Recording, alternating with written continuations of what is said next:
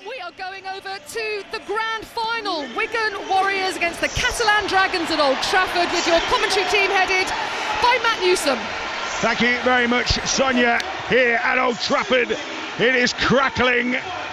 A side in cherry and white against those in white with the blood and gold, the Sangator. It's Wigan, 5 times champions, regular season league winners, against the Catalan Dragons, who have never won this competition before and were only formed and only joined the Super League in 2006. 2 unchanged teams. Alongside me for this one, John Keir, who has coached many a side, including France, of course, in his coaching career, won trophies with both the Sheffield Eagles and Hull FC, and Kevin Brown, England international, who is no stranger to this showpiece occasion. We're about to get underway. As I say, 2 unchanged teams. What are we anticipating from this one? It's Wigan against the Catalan Dragons. Kevin Brown to start with. Well, it's going to be a brutal start. The first thing that hits you is the atmosphere, the amount of people that have packed in here today. There was a few people expecting a quiet trip from France, but they've turned out in numbers, so the start is going to be insane. It's going to be brutal, and whoever can get the dominance early on, I'll have a massive chance of going on and lifting this trophy.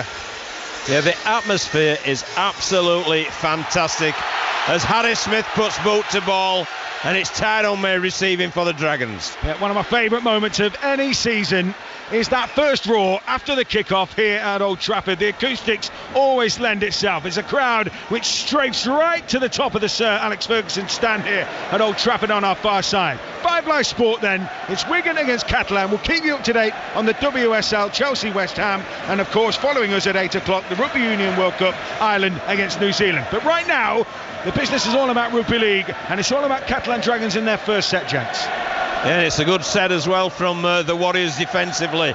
I think we're late in the tackle count now, and they've restricted the yardage from the Dragons. And this is a very, very aggressive start from the Wigan Warriors, with numbers constantly in the tackle. Let's see what Sam Tompkins has got from his first kick of the game. It's one which rakes downfield. Taken on the full though by Jay Field, and here come Wigan. First set of the game. Kev, how would you assess that one? Yeah, it'd be advantage Wigan. I don't think, they want to keep kicking it straight down the throat of Jay Field. They might get away with it, or they did get away with it in the first and the first couple of sets, but once this fatigue sets in, it's their turn now, the Catalan Dragons, to put some aggression into this game and try and dish back what Wigan have just done in the opening set and limit the opposition to meters. So far, Wigan edging their way to the 40 inside their own half. Down the middle of the field, they come with Toby King. So it's players from the backs, a little bit more evasive, a little quicker, rather than the heavy artillery up front. And it's the kick downfield that time from Harry Smith. Goes airborne. It'll come down on the 20, taken by Tom Davis, who against Saints in 2021 coughed up a ball. I just remember the look on his face, and it has stuck with me. I think it was one of those where he knew that it was over for Catalan. But for Catalan Dragons here, it's a revived side, a side which has learnt to deal with the kind of rigours of a Super League season and is in fine form. Yeah, there's plenty of energy being exerted by both teams, especially when they haven't got the ball defensively. They're making it very, very difficult indeed for the opposition, as it should be in a grand final. Crisp, clear night, chilly now as we head towards darkness. The sun not quite setting so far. Here comes McMeekin, big monster of a man as he piles up over halfway here for the Catalan Dragons. In behind them, the spiky Makalura feeds it away, gets it out. That was a late shot, was it there on Tompkins by his old pal Liam Farrell. Jay Field takes it in the backfield. No problem here from Liam Moore, who's the referee for this one, and Catalan will have to come off their own 10. Yeah, he caught Tompkins probably just in time. I think that was a fair tackle. He's a very clean player, Liam Farrell, and that's his best mate there, Sam Tompkins, who he's just collected. But great set for the Catalan Dragons, pinned in, and a great kick by Tompkins under pressure, pinned the Wigan Warriors deep in their own half now, and Mickey McLaurin's leading the charge and getting stuck into the Warriors. I agree, Kevin. He'll have been very happy with that, Sam Tompkins, when he got himself off the turf, because it was deep inside the Wigan half. They have restricted the Warriors, and it's corner and full from Davis. At the minute, I've sensed, Kev, that the momentum with the cherry and white spirit, it's just slightly turning. Well, so far it's just been a feeling out process where they've been sticking to the middle, but I think this will suit Catalans. The longer they can stay in this game, I think the better. I do believe that we'll see Wigan start moving the ball in the next couple of sets and try and crack this so far very strong defence from the Dragons. Tom Johnston guides the Dragons, the winger, the 28 try winger. One more will draw him level with Morgan Escaré as top try scorer in a season for the Catalan Dragons. There goes Tyrone May, finds the door closed on the left hand side, heads back towards the middle, and again the route is halted and he is tackled on the Wigan 30. In decent territory now, Garcia keeps the ball moving out the back. Pearce turned back on the inside for Seguier, big leg drive from him. Now they're 15 out, or 25 out should I say. Last tackle here for the Catalan Dragons. Centre field, 25 out, up to the 20 they go. Tompkins lofts it into backfield, good chase from Johnston, comes down with the ball, and the tackle is effected just about. And that is a turnover, but right in front of that Wigan line. Yeah, that was tremendous, wasn't it, from the Dragons? Asking questions there with an inside ball, working over that middle channel. And then once again, the end of set from Sam Tompkins, who looks to be the primary kicker at this moment in time, Kev, was absolutely sublime. Yeah, and the competitiveness off the back of that. And this is an absolute perfect start for the Dragons, taking them into deep water and making them come out of that corner. And you can see by the line speed, they've talked about this, that this is exactly where they wanted this game to be. Here come Wigan then. We're going to pile off their own back end of the game. So here 0-0. There has been a goal in the WSL. It's Chelsea West Ham, Becky Ives. Chelsea 1, West Ham 0. Sam Kerr in her first start of the season, up and running, connecting with a head. The ball came in back across goal into the bottom corner. Chelsea 1, West Ham 0. So Wigan toiling in this set, still 0-0 here. Last tackle, they are inside their own 30. Clearing kick from Smith, sends that one spiralling through the skies, and Tom Davies took that well, but again advantage Catalan here on the back of that. Well, the Dragons are doing great out of the field in these kicks. Inevitably, it seems at this moment in time that the Dragons are constantly fielding it on the full, which buys you straight away an extra 10-15 minutes by not letting the ball bounce. Catalan muscling their way forward through Johnston. In the acting half is Tompkins. Now Torquiajo. The big boy is playing a little bit of football there as the little tip on. Took the Dragons just inside the Wigan half with Ben Garcia that time. They'll come to the right of the ruck now with Pearce. Takes it right into the defensive line. Pops a little pass away. Edging closer to those posts here, Catalan. Still just inside that 40 at the moment though. Pearce moves the ball along the line. Torquiajo. Now May plays short and flat, this time to Whitley. He is muscled to the ground. Pearce some effort that time from Bevan French, I think he was picking eventually will pick himself up out of the back of the ruck. Clipped into backfield that time by Tompkins. Bit of a loose one. Out of nowhere came Toby King to control Kev. Well, that was important, Matt, because that was touched by Morgan Smithies. He put some kick pressure on Tompkins and it was clipped, so everyone was onside. And King was the man who was on the spot to catch that ball. But every set, Catalan seemed to be getting 10 metres or so closer to the line when they received the ball. And Wigan are just really struggling to find anything penetrative in the middle of the field. Catalan's big middles at the moment are forming a formidable barrier. 0-0 here, Old Trafford. Grand final day on 5 Live Sport. Rugby Union World Cup to follow. New Zealand. Great kick against Ireland. What a kick into the corner that was as Sam Tompkins has to bring it away, and the chase was just as good, Kevin Brown. Yeah, and that's completely changed the momentum now.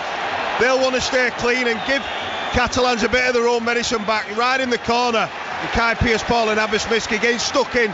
That's a fantastic kick from Bevan French. It wasn't a different kick to what we'd witnessed early from both sides. Both sides had gone high, trying to hit the ball receiver as he fielded the ball. That one found grass, and it made Sam Tompkins scurry back towards his home line. That pendulum keeps swinging back and forward. No let up in the intensity, no let up in the physicality, just what we've come to expect from a grand final, and it's a set restart as John Keir swiftly noted. So Catalan with a bit more field position to play with here, heading towards halfway. Moved on by McAlorum into the hands of Garcia that time, and now they're inside Wigan territory. Plenty of tackles left in the bag. Torquiajo maybe winding up for another carry here. McMeekin alongside him. It will be McMeekin, who stops a good 10 metres out there. Really powerful carry.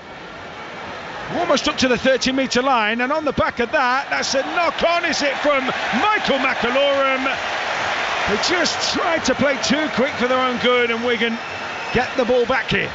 Well, I think there's a little bit of controversy there as whether McMeekan was pushed as he was playing the ball, which made it really difficult for McIlaurin. But it seems that Wigan have got away with one there, and they'll certainly not be arguing with the referee. But and they needed that, didn't they, John? They did very much so, because the Dragons were really turning the screw. Been very impressed, Kev, with how the Dragons have started this game. Well, Takiaho and McMeekan so far have been the ones dominating. Then they've been moving it a little bit wide to Seguier and Matt Whitley, but so far I think you'd say it's advantage Catalan Dragons. Yeah, Tyler Debris trying to turn that tide with a rattle through the middle that time. The big unit, born in Halifax, Siddle amateur. Liam Farrell, such a dependable weapon on that left edge for Wigan. But for me, Matt, they need to start getting to the edges of the Dragons, because the tackle dominance of the Dragons is phenomenal, as is the line speed, led by that man, Mickey McIlaurin. Yeah, at the moment, plenty of bruising fair in the middle, and the Dragons are dishing it out. Smithies trying to open things up here with a little switch play for Toby King, coming from right to left back towards the middle, and they are just inside Catalan territory, but that's a fair few tackles have been chalked down. Little hand in there from Whitley on the passer at the play the ball, that went forward. Catalan will get the ball back here, and it was all about Matt Whitley's pressure. Yeah, it was pressure on it from the marker position, and he played at the hand of Brad O'Neill, and that makes it an acceptable play. But it's a little like one back, isn't it? Wigan got a slight favour with one, and perhaps the Dragons did as well, because he's reaching around the ruck area. I think that's what Matt Whitley gives you as well. He just gives you energy, and he doesn't let you settle, and he didn't let Brad O'Neill settle there and pick the ball up and have it on his terms. And now they're going to open the field up, and this will be the first time we see either side starting a set in the opposition half. So this will be an attacking set. They'll compete and try and score some points here, Catalans. 10 minutes gone, 5 Live Sport Super League Grand Final. The winners of a long, gruelling and yet entertaining season will be crowned here tonight at Old Trafford. McIlaurin goes right to the ruck, this time to Seguier. Again, it's a fearlessness, just pumping the legs, driving into those Wigan tacklers. 40 metres away from those Wigan posts, Catalan have it, the French side, who've been backed by a fair contingent. Trains, planes and automobiles to get here this evening here in Manchester. 30 metres out now, they've made a bit of extra ground. Takiaho powers forward, plays out the back, little bit of craftsmanship, then May gets it away to Whitley, and they're inside the 20. Well, the scrum line's left hand side, still not the last tackle. Pearce turns it back, straight forward, up the jumper this time for Takiaho. Now they're in range, now it's the last tackle.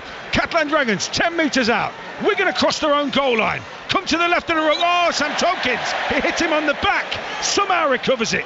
Now Mitchell Pearce hoists one to that right hand side. A tester in the corner, been allowed to bounce, goes to touch, Wigan ball. Yeah, a little bit of a misunderstanding there, wasn't there, Kev, where Sam Tompkins switched the side that it was on the play of the ball, and because of that Mickey McIlaurin went to find him. But they really are asking some questions, and I'm very, very impressed with how Takiaho has started this game. Yeah, it's been impressive. I think they'll probably be a little bit disappointed with that, because just when they looked like they were going to pull the trigger and have a real good look at this defence, they just got it wrong, and that's a rarity from Sam Tompkins and Michael McIlaurin. They've played all the lives together, so to get one wrong is a rare thing. But yeah, Wigan have still got it all on to try and get out their own half, but at the minute I think Matty Pete will be worried that they can't get any momentum and quick play the ball or possession down the other end of the field. Clock's been stopped. It's a Catalan player down in back play, maybe a head injury concern here. So clock has been stopped by referee Liam Moore.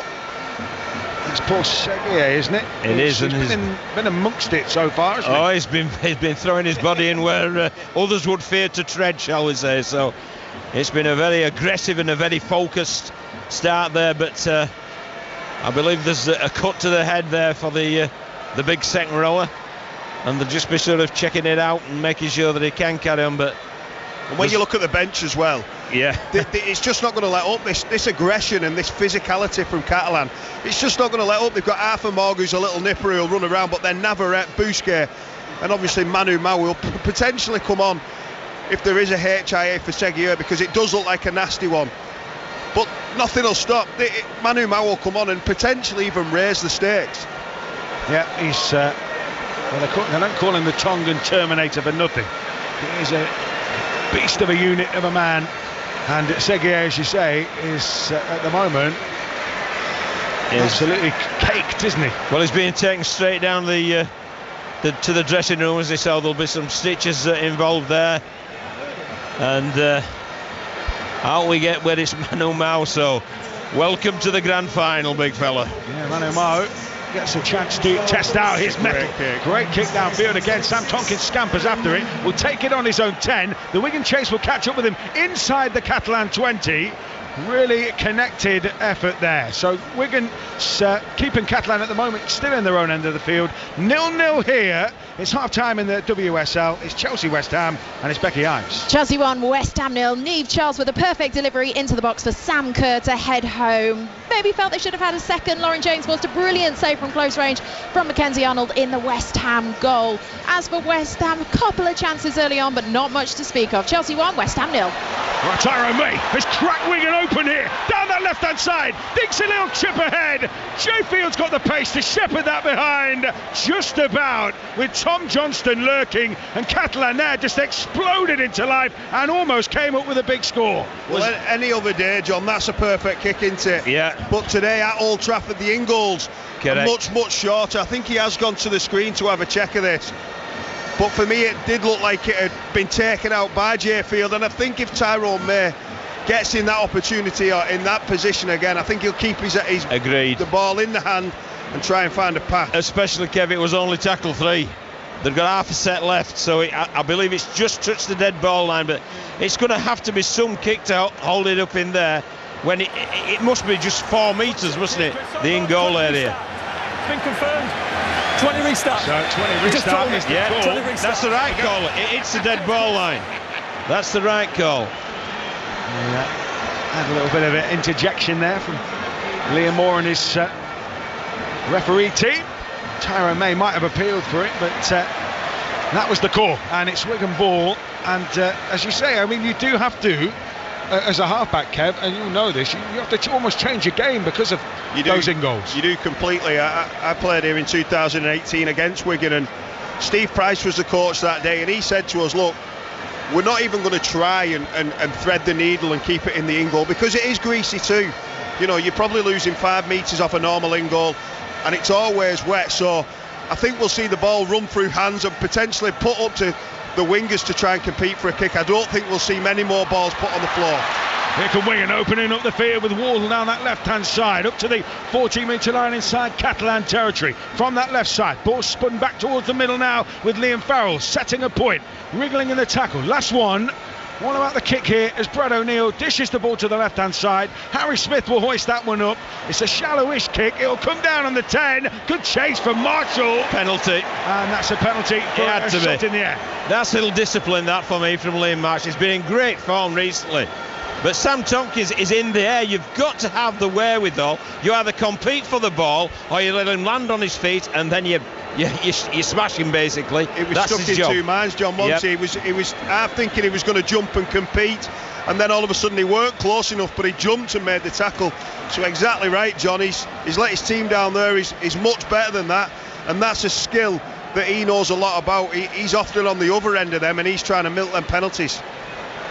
15 minutes gone here at Old Trafford. 5 Live Sport. It's the Super League Grand Final. Champions. Oh, that's a good shot. Long season. It's Manu Mao who is accosted that time, and he offloaded in the tackle. Surely that was called out. That was a cheeky one, trying to buy an extra tackle in the set there. Tokiaho gets it away to his captain, Ben Garcia. Born in Apt in the Provence region, yet massive, staunch rugby league player. And it's Tokiaho who's heading back to Australia after this season, looking to bow out with the Dragons as a Super League winner to go with his NRL Grand Final ring. Lovely pass out the back, Pearce. Tyrone May with a little bit of evasion. Gets it back to Pearce. All opens up a little bit for Catalan. Lovely little wraparound play, creates some space. Across to that right-hand side. Now Manu Mao tries to power his way back through the middle. And the Catalan Dragons on the last here are just inside the 20 of that Wigan defensive line. Clipped by Johnston into the corner by Tompkins. Beautiful play by Miski. Yeah. That's smartness, isn't it, Kevin? Great composure in an arena like this, in a final, when the pressure's on and your team's under pressure. It was so smart because he put one leg inside the in-goal area and caught the ball. That deems it to be then a 7-tackle set with a tap 20 restart. Brad O'Neill trots into acting half for Wigan. Here's Liam Marshall. Beat, trying to prise his way through the big bodies in that middle area of the field. That time Mitchell Pearce made the shot. Shuttled forward again by Wigan, almost up to halfway. Making ground, making metres. Now they'll come and bring out the X factor. French, big cut-out ball. Picked out Toby King on this right-hand side. He's bundled to the floor just before the 40. Spun in field now to French. French takes it to line. Fizzes out the back to Smithy. Moving from right to left here. Smith out of the back to field. This is where there's a little bit of nerves. He's got the pace and skill, but he's tackled. Yeah, a good tackle, wasn't it? Right, chopped him down with a low tackle there. That's a great end as well. But Tom Johnson is up to it. Oh, he got a tap by Bevan French. Just about caught up with him. He regathered his footing. Wow. He was almost away, and it's chaos out there. Scruffy play the balls. Well, I've been wanting, Matt, to see Tom Johnson hit some fresh air and have a foot race with Jarfield, so it nearly happened then. Let's hope it does later on. Yeah, see if we can get some space for them. Here's Sam Tompkins running aground as Wigan's defensive line squeezes up, and they are snapping away at his heels. Here comes Torquiajo, up the jumper, pummeling his way into that line again. But he's been good, Matt. He's put it up the jumper when required, and he's used his hands as well when it's required. So he's keeping this Wigan defence guessing, as is Tyrone May. Yeah, and they are finding some gaps, Kev. Yeah, they are. Takiaho and McMeekan now have really laid the platform. That's a poor kick though from Mitchell Pearce. But Catalans, this game is about to break open. The fatigue is setting. We're getting close to 18 minutes or so on the clock, and you can see visibly the line speed has dropped off from both sides, so the gaps are starting to appear. Look out for the quick boys, Field, French, Tom Johnson for exposing them. Well, I think Wigan really have been on the ropes, but they've handled it so well. And I think when the two Catalan middle unit players come off in McMeekan and Takeaho, I think they'll be weakened, especially now when there's been a penalty conceded by the Dragons. Yeah, clumsy tight tackle, wasn't it, on the Wigan player Kai Pearce. Poor Adam Kieran, who's going to Wigan next season, is the culprit. Just lost his control there. Pearce Paul is okay, thankfully, but that's a crucial penalty for Wigan, Cap. Crucial penalty, and they've just by chance put some fresh legs on too. Ethan Havard's come on the field, his first game since July with an hamstring injury, so they've got some fresh bodies on in the middle of the field. And Catalans, they're going to do it tough now. This is going to be a kick to the corner by Harry Smith, and the first attacking set by Wigan Warriors in their opposition's 20. And it's a massive set, Kev, isn't it? We're just coming up to the quarter part of the game when, as you've rightly indicated, the bigger fellas, the gas is running low, and you sense that with the two big guys, McMeekan and Takeaho, from the Dragons. So this is an absolutely immense set defensively from the Dragons. Well, I think they're looking at this on the video ref. There might be a little bit more news rather than just the penalty. He is calling Adam Kieran out, Matt. Yeah, Ben Garcia being led over as well as captain, and this is often the case, isn't it? Liam Moore will spell out the situation. Let him go above the horizontal. He lands on his shoulder. That's what saves you from it being a red card. It's reckless. It's a sin bin. You've been saved because he lands on his shoulder. Well, we've only had one other sin bin in the history of the grand final since 1998. Tommy Makinson against Catalan in 2021. In 2023, Adam Kieran becomes only the second player to see a yellow card in this grand final. Yeah, and if it wasn't hard enough for Takiako and McMeekan in the middle of the field, now they're going to be spread. There's even more space. So this is a huge set and a huge 10 minutes for the Dragons. Yeah, Catalan down to 12. Cade Ellis looking to take advantage of the man advantage, and they're inside that 30 now. Coming forward now, they'll come off that line with Wigan with real abandon, and the Catalan Dragons are going to have to get physical. Manu Mao and Pearce that time making the challenge. Smith peels around, drops it off to Smithies. Smithies slugs it in, and Pearce wraps him around the waist. Great textbook tackle that time. 20 metres out now. Smith for Wigan. Out the back goes French. Booms it wide out to Miski. He's forced to drift in field. looking for some space to open up here. Eventually takes the tackle and sets the point. Centre field, 15 metres out.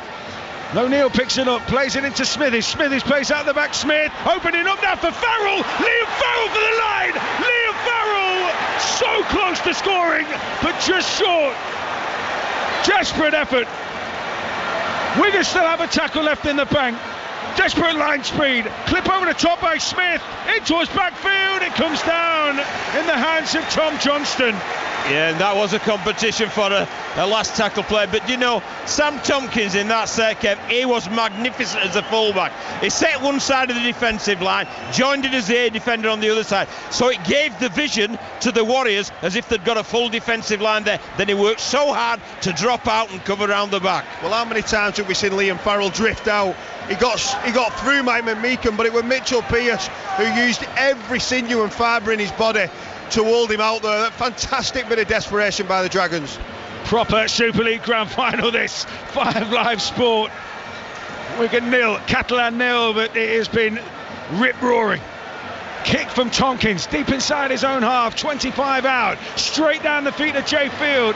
And here they come now, that Catalan line trying to catch up with him, and Jay Field stopped in his tracks that time by Matt Whitley. This is high standard. This is high standard rugby league from both teams. Defensively, absolutely on point, and with the ball there's great decisions and very few errors coming up with good ends of set. What a high quality game, Kev. And even though Wigan are now getting a bit of a stranglehold of this game, it's still 0-0, and I think before the game, Steve McNamara would have said, stay with these as long as we can, because Wigan have been blowing everyone away in the previous 10 games. Yeah, including Catalan in their own backyard as well, so that will surely be on the mind of Steve McNamara. It's been nothing like that so far. Last tackle signals Liam Moore. Down that left-hand side, up goes the kick from Smith. It's one that shoots up in the air like a jet fighter, and then he's taken by Tompkins in space, and eventually he is pressed into the turf just outside his own 10. They're boxing Catalan in here. And that was a lesson learned, was it, from Liam Marshall? They really did let him feel the ball and land before tackling him, but they've turned up the heat of the Warriors, and there's this basic error from Tom Johnson. Tokiaho's made way. Wigan tried to play on. One has been brought back. Toby King asks why it's been brought back, but there was knock-ons all over, and that's probably the first unforced error of the game, and this is a huge opportunity. The hardest place to defend is right there where that scrum is now, in the middle of the field, exposing your 3 on the left and 3 on the right. And when you're playing against Wigan, the amount of pace that this backline has got, if they can get through this first tackle, then the next 5 tackles I'm sure will be much easier. Yeah, it's all going to be on, isn't it, here for Catalan? Well, do you break early, Matt, and give a penalty away? I ask you that question. There's also no loose forward in this because... Yeah, correct. And they have fed it, and they've opened it up to try and make a 4-and-3 split. Now it's Field, engages the line, gets the pass away. Warner dumps a pass back. It's been regathered here by Jay Field. That was some defence, Mark. That was some defence. Field running a defensive line low on numbers, but my word, did the work hard for each other from the inside. Yeah, it was Ikevala who came up with a try-saving tackle, but it's still on, Matt. Yeah, 20 metres out, centre field. It's O'Neill, finds Smithies, turns it back on the inside for Cade Ellis, really trying to stretch Catalan across their defensive line, and now the Wigan side are up to the 10 centre field. O'Neill will play to the left, into the hands of Smith. Smith throws the pass, he's gathered on his bootstraps that time by Marshall, forced to come back in field before straightening things up again on that left edge. And a high tackle. Yeah. Good for 2, Kev? I think they will. Yes, I agree. The way the game's been going, I think points are going to be at a premium tonight, and the way Harry Smith's been kicking, especially in the last couple of weeks, 7 from 7 last week, you'd expect the message to come on and him knock the 2 points over and put the Warriors in front. Liam Marshall. It is a bit of respite though, isn't it, Matt, because they really were under the pump there, defending sets inside their own 30-metre zone and working so hard in order to do that, and it's very rare that you see Garcia leave the field, isn't it, Kev, so early on. So that's how much emotion it's taken it out of the tank, as well as all the work that they've been having to do, especially since they've been down to 12 men. And I think they recognise how important Mike McMeekin is. They're trying to leave him on. He's done 80 minutes at times this year in the middle of the field. If he can do that today and carry on producing the level of performance he started this game with. But Catalan Dragons, they put an awful lot of energy and effort into the opening 25 minutes. I think Seguier will come back on any time. He's just prowling the touchline. But if they can get through this 10 minutes with Adam Kieran in the bin, only sacrificing 2 points, I think they'll be very, very happy indeed.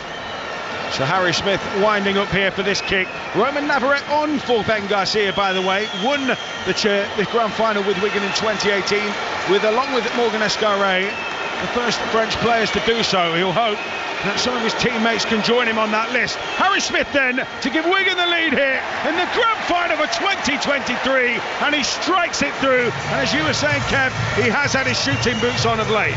He has. That was one area that was a question mark at Wigan and on Harry Smith, but he's shown a lot of character. He's put a lot of time in on the training field, and now he's very, very consistent with a boot. So there's nothing to split in this game. For 25 minutes, everyone has not had a breath. That has been the first time there's been a break in play, and what a start it's been. Intensity levels are through the roof, Matt. Absolutely through. That. This is a great final.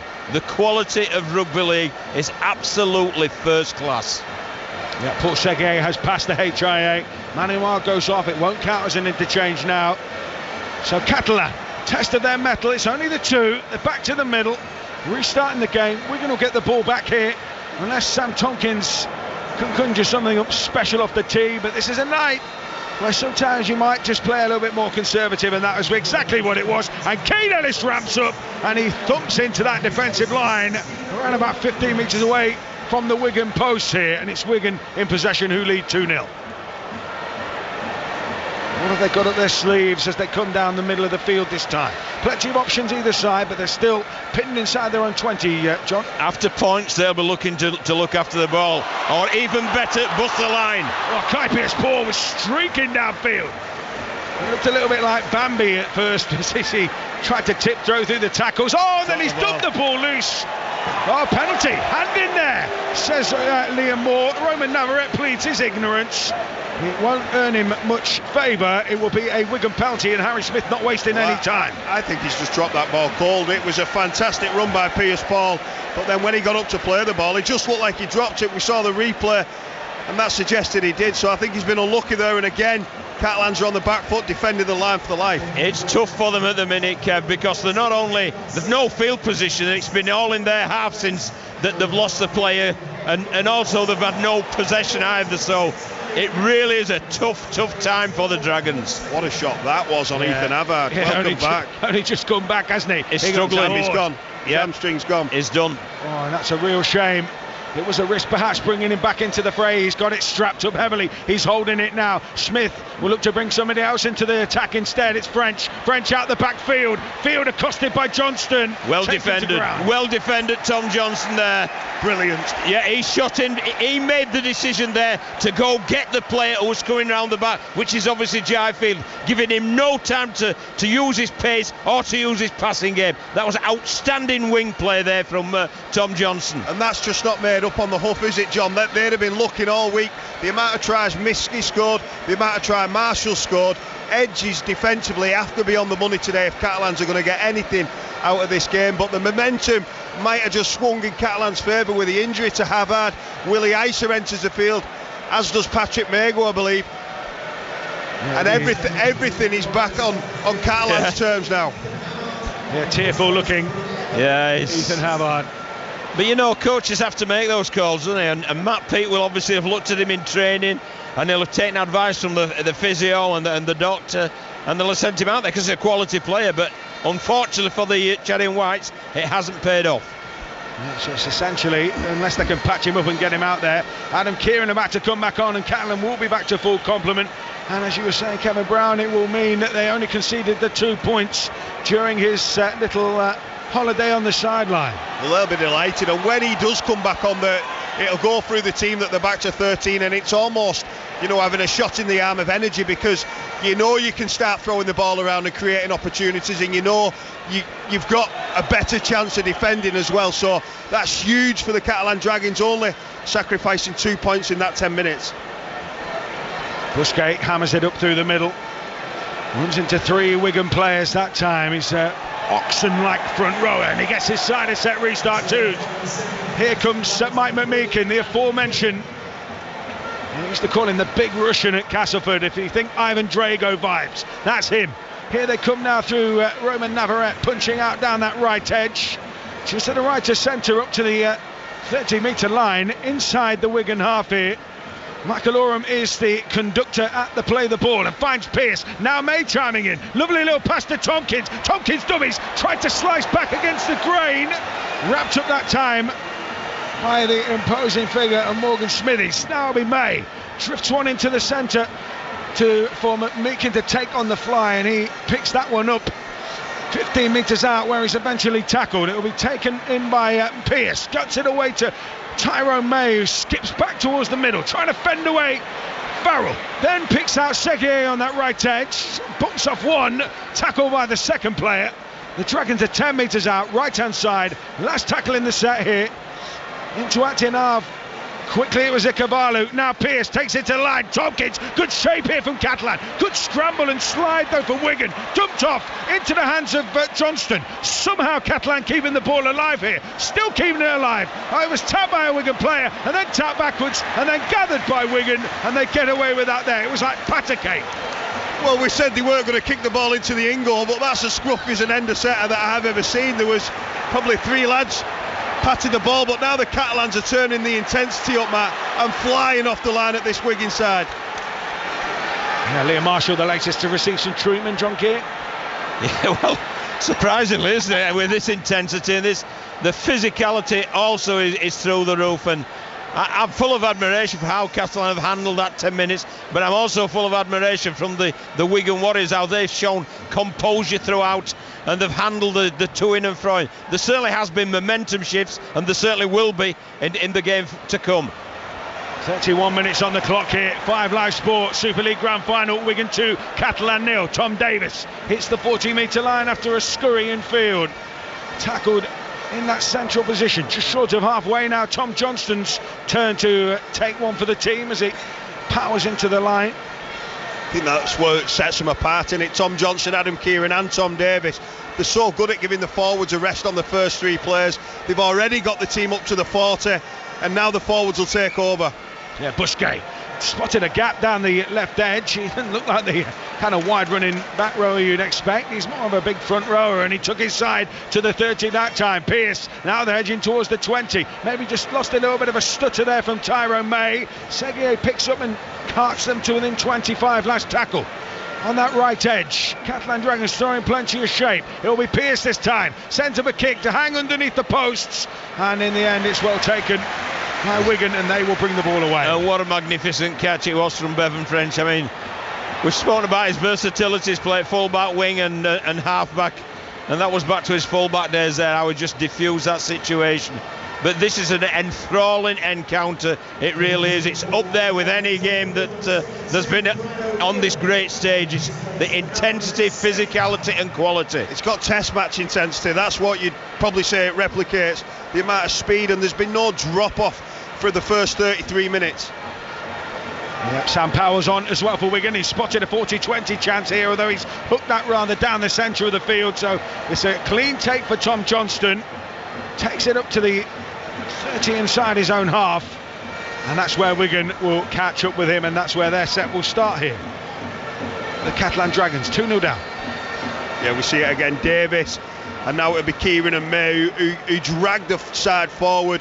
Johnson's already done a bit of work, but the way they're spreading the work out is terrific so far. They're starting to move the ball, which I think is a really good ploy, because Wigan are so tough side by side defensively. Tyrone May slings one across field, which ends up in the hands of Matti Gavotta, around about 30 metres square of where the pass was initially played. It skidded through on this wet turf, and in the end Cavallo took control, but that was a little bit scruffy. Here comes McMeekin, just won't say no or will not be repelled. Eventually takes. It's been brilliant. It's just had a great 33 minutes as that fella. McAlorum, lovely tip back on the inside. Beautiful football from Catalan. Inside the 20, inside outside move. Now they're edging closer to those posts. Last tackle. Tompkins plays it square to this left hand side now to May. He tries to fling an offload, goes to ground. Bevan French almost away. Yes, but it is played it by a Wigan player there. I think Tyrone May was attempted to offload. And Willie Ices. Yeah, it was Ices, wasn't it, who played at the ball, and this is a big set. We spoke about the big sets, Kev, for Catalan defending their own end. This is a big one for the Warriors. Yeah, and they've earned the right now to go in front by that great defence. It was Kai Pearce-Paul's hand who got the ball. But yeah, I really like what Catalans are doing now. They've gone through the middle and now they're starting to stretch the edges a little bit more, bringing every time Tyrone May touches the ball, he looks likely to do something, and he has done since going to 6. So very, very dangerous player, and watch out for him in this set. He's going to put the ball in the scrum, and the right edge of Mitchell Pearson-Tompkins looks most likely to cause some problems from the scrum. They've got 4 and 2 split. It's going to be 5 in a minute, I think.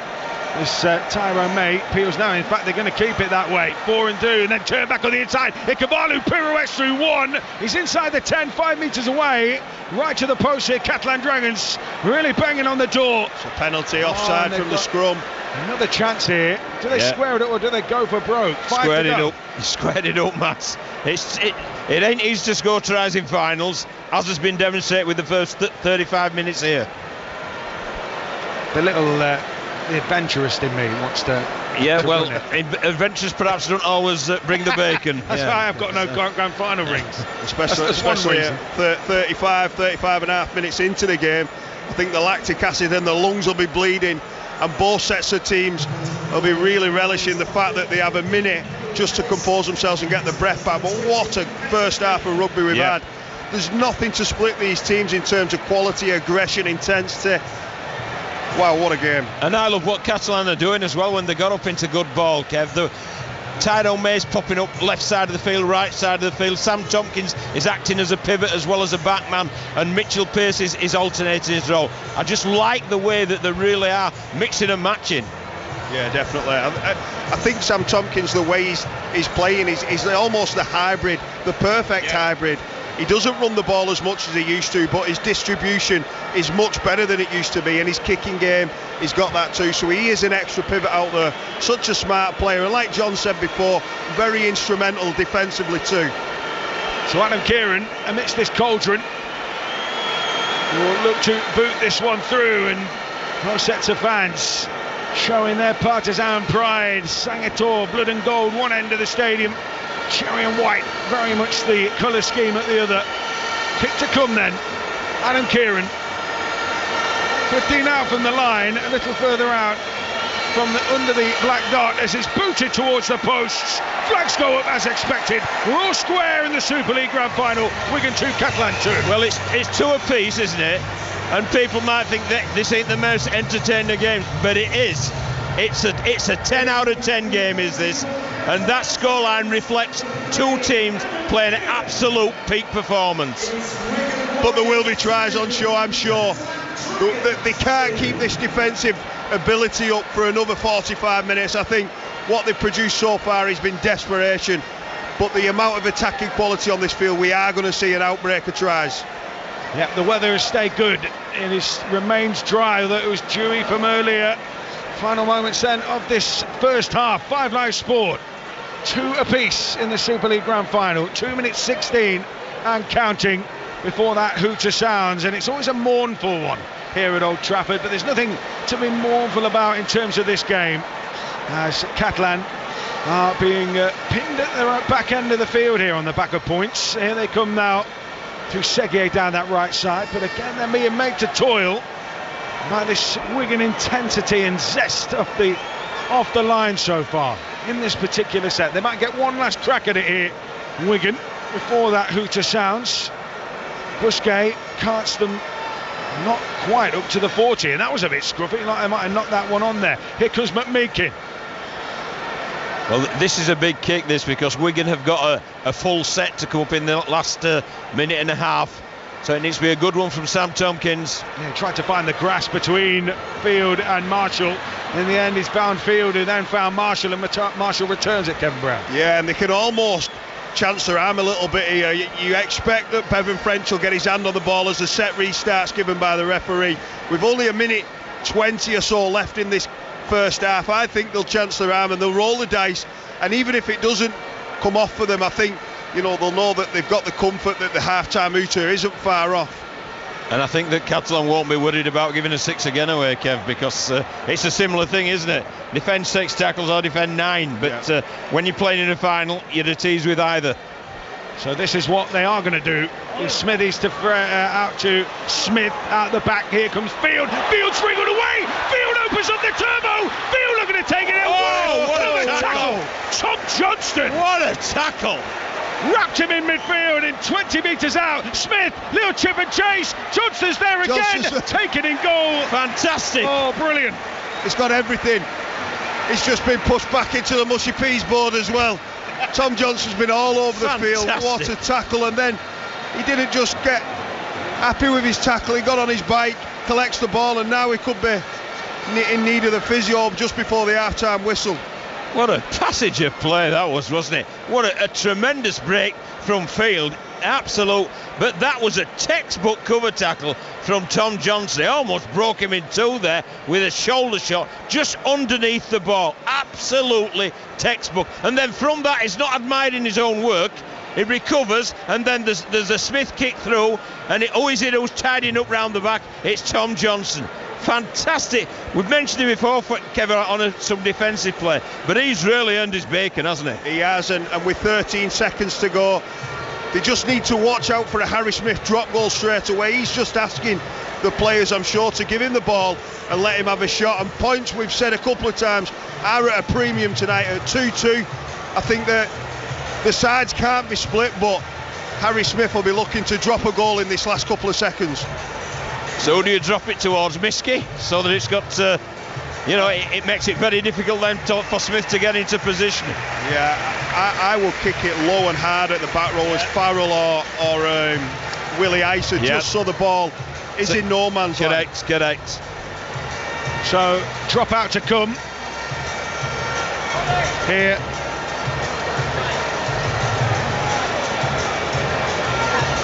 Drop out to come here. Yeah, it's Sam Tompkins as well. He's smart enough to do exactly as predicted, Kev. There it is. Thankfully, Tom Johnston is okay. There goes Harry Smith. It ain't got the legs. Quite got the legs, has it? Ain't got the legs. So Sam Tompkins, the hooter will sound. There it is. Wow. Sounds like someone of Careless Whisper, that. Every time I hear it. George Michael, Careless Whisper. So that is the siren here. And just a quick sum up, gents. Well, magnificent, absolute top quality rugby league in a great stadium with a great atmosphere, and I can't wait for the next 40 minutes. The best is yet to come. It is, and it's all about the basics: brutality, running as hard as you can and tackling as hard as you can, and add a little bit of desperation in there as well. But the game is just about to break open. We saw that where Tom Johnston nearly got away, and then we saw that right in the last minute where Jay Field got away, but they managed to claw him down. And in this second half, I think the game will break open. It'll be about the attack as much as the defence. The pot is bubbling here at Old Trafford. At half-time, it is Wigan 2, Catalan Dragons 2. Steve Crossman. Thank you very much, John. Kev, we've got about 60 seconds, so you can both have a go at this. I was thinking at 2-0 down, given they had a man in the bin, Catalan would have been delighted. So at 2-2, they'll be over the moon, won't they? Oh, they'll be absolutely delighted at 2-2. And yeah, Catalans, it looked like they was just about to, succumb to a bit of pressure when Adam Kieran went to the bench, but the scramble, and it was summed up by an experienced player who is hanging up his boots in Mitchell Pearce. When Liam Farrell got through, he did everything he could to keep them scoreless, and that's what they've done in this first half. Magnificent effort from both sides. John? Yeah, it's been absolutely fantastic. There's been no doubt about that. Both teams have suffered periods of adversity. The Dragons when they were down to 12 men, and the Warriors initially when the kitchen sink was thrown at them. But both teams have showed resilience, amongst other things. The adjectives really are all very, very positive indeed for a first-class 40 minutes piece of entertainment. Cannot wait for the second half. It is going to be tense. Thank you very much for the moment, guys. Wigan 2, Catalan 2, half-time in Super League's grand final. I am live inside the Stade de France. We've got full commentary once we're done with the grand final of Ireland against New Zealand in the Rugby World Cup quarter-final. We also have WSL action going on right now. Chelsea hosting West Ham. Becky Ives is watching. Chelsea 1, West Ham 0. In the first 15 minutes of the second half, though, West Ham have definitely had the best chances as they look to find an equaliser. Rico Ueki shot it just wide of the post. Musovic in the Chelsea goal also has had to tip it over the bar. Chelsea trying to slow the game down as we speak. They've just made a double substitution. Erin Cuthbert and Joeki Nuskin come in to try and add a little bit of control in that midfield, but with 64 minutes on the clock, Chelsea 1, West Ham 0. So before we're back underway in the second half of the grand final at Old Trafford, we'll have our first look ahead to Ireland versus New Zealand proper, and we'll get more reaction to the shock news already today. Argentina will be the team facing the winners of this match tonight after they knocked out Wales. We'll do all of that after the news on 5 Live with Carl Hartley. Listen on BBC Sounds. This is BBC Radio 5 Live. Thanks, Steve. The Prime Minister of Israel, Benjamin Netanyahu, has been visiting soldiers near the Gaza border and told them the next stage of Israel's defence is coming. The Israeli military says it's planning an attack by land, air and sea in response to an attack by Hamas when more than 1,300 people were killed. Lieutenant Colonel Peter Lerner is from the Israeli Defence Force. We are going to escalate our strikes against Hamas. That is the importance of moving, and we do not want to jeopardize people unnecessarily. And this is where our forewarning is coming, and that is why we are telling people to move. We do not want to cause any further damage to Palestinians. A deadline set by Israel for more than 1 million Palestinians to leave the north of Gaza passed several hours ago. Thousands have fled their homes. Our reporter Rushdie Abda Alouf has travelled south to Khan Yunis with a convoy of people. The local authority here is struggling to find accommodation for the people, to find essential need. Water is running out. In the hospital here, medicine is running out. They are trying to manage very little fuel, doctors told me, are left to run the generators. Aid agencies have warned that clean drinking water in Gaza is running out and residents are at risk of dying from dehydration. Here, thousands of people across the UK have been taking part in protests to show their solidarity with Palestinians. The organisers of a march in London say around 100,000 people attended. This man and woman were among the crowds. My family are all in Gaza and none of them are okay. I want to be able to speak to my cousin next week, talk to my little cousins and see how school is doing. This flag represents Palestinian freedom and it represents their freedom against an apartheid state. We'll keep you across this developing situation throughout the evening here on 5 Live. You can also keep up to date on the BBC News website and app. In other news, thousands of French soldiers are joining police officers patrolling the streets of France as the country steps up security patrols after a school teacher was stabbed to death yesterday. President Macron has described the killing as an act of Islamist terror. A man in his 20s has been arrested. Australia has overwhelmingly rejected a plan to give greater rights to Indigenous people in a referendum. All 6 states voted no to a proposal to change the constitution to recognise Indigenous citizens and create an advisory body to the government. And a dog thought to be an American Bully XL has attacked 2 women at a house in Stoke-on-Trent. They were taken to hospital after it happened on Thursday morning. The dog is going to be put down. Radio 1's Live Lounge Month is back. Live Lounge to us is such a big thing. Celebrate the return of this iconic gig and relive classic performances in back-to-back sounds. Check. Okay, let's do it. Including Olivia Rodrigo. Whatever, it's fine. Usher. Becky Hill. Plus loads more. Radio 1's Live Lounge Month. Thank you for having us. Search Live Lounge Month on BBC Sounds. Every game live. Rugby World Cup 2023 on 5 Live, Radio 5 Sports Extra and the BBC Sport website with Steve Crossman.